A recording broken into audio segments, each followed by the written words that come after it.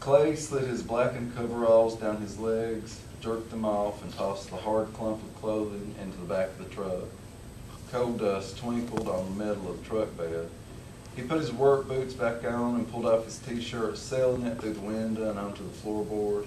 Already his chest was glistening with the sweat of July sun. It was hot and white, and all up the hillsides tangled trumpet vines wilted and thirsted. The blacktop of the parking lot glistened, so soft that it threatened to seep right down the hillsides. There was only the hint of a breeze, and it felt as forced and tired as the heavy-footed men who made their way out of the coal mine. The men laughed and loudly called out their goodbyes. They climbed into their trucks, ground gears, and set out for home. They told Clay not to get too drunk this weekend, not to get into any fights when he went out honky-tonking. They loved it that every Monday he told them big tales about barroom brawls and drunken women while the men leaned against the black walls of the earth and took their lunch. They all liked Clay. They called him Baby Boy, since he was the youngest man on the crew. They talked with cigarettes bobbing up and down in their mouths, feeling deep in their pockets for their keys. As Clay got into his truck, they all hollered out in sing-song voices, "Bye-bye now, baby boy. Be good this weekend." Clay wheeled his truck carefully down the steep incline road that led to US 25.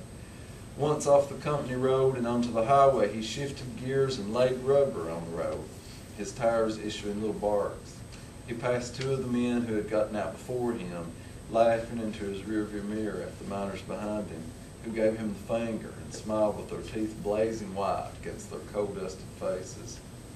He liked the way the ball of the gear shift felt, all cool and shiny, covered up in his fist. His big rough hands slid over the steering wheel with ease as he sped down the road, shifting gears and pushing the gas all the way to the floor. He loved the rough purr of the engine and the smooth sound of tires humming sweetly on hot pavement. With one deliberate motion, he clicked a cassette into his player and Steve Earle started singing, "I Ain't Ever Satisfied." The road was long and curvy, making its way around jutting mountainsides where sandy cliffs dripped sulfur and parched gullies lay where creeks usually spilled down.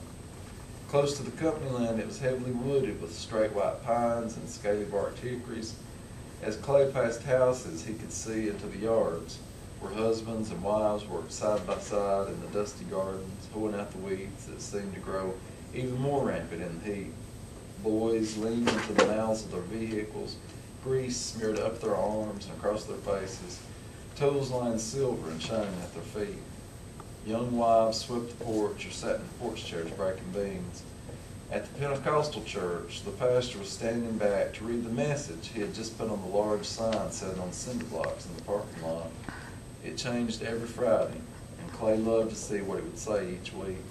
Today, the sign read, "Man is born to trouble, sure as the sparks fly upward." "Amen to that," Clay said aloud. The preacher always knew exactly what to say, as if he predicted Clay's mood and put the scriptures there just for him. Clay maneuvered the truck around the curves while his fingers tapped on the steering wheel. He sang along without missing a word and felt around on the seat until he found his cigarettes. The Zippo fired and the scent of new smoke and lighter fluid came to him, filling his lungs with the sensation of something that would cleanse him. On one side of the road, the shoulder dropped off to a kudzu-covered slope that slid down to the river. In some places, the river was so shallow that he could make out the small slate rocks lining its bed.